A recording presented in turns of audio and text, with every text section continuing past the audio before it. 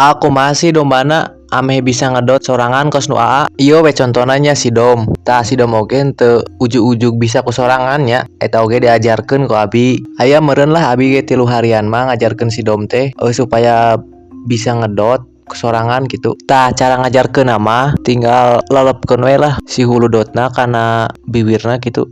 Supaya asup pungkul tah lamun asup mah nya keun we antep gitu sinari kenyot ku sorangana nya si ari sehari 2 hari mah pasti bakalan heseun ngedot nage gitu moal salancar jiga ayeuna tah angke oge si dombana teh bakalan terbiasa terus deui si dombana teh ulah anu geus lilajeng indung nanya kudu jiga si dom tah si dom mah kan pas pagi teh ngajuru tah sorena ku abi dipeser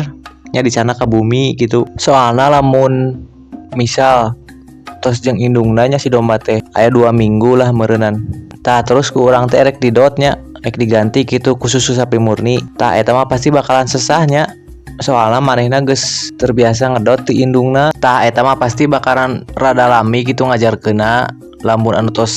lami pisan sareng indungna mah pasti bakalan rada sesah oge deh tah jadi lamun hoyong ngedot domba nganggo susu sapi murni kedah ti pas hari pertama dugikeun ka 2 hari we lah minimal ngarah gampang ngajarkeun ngedotna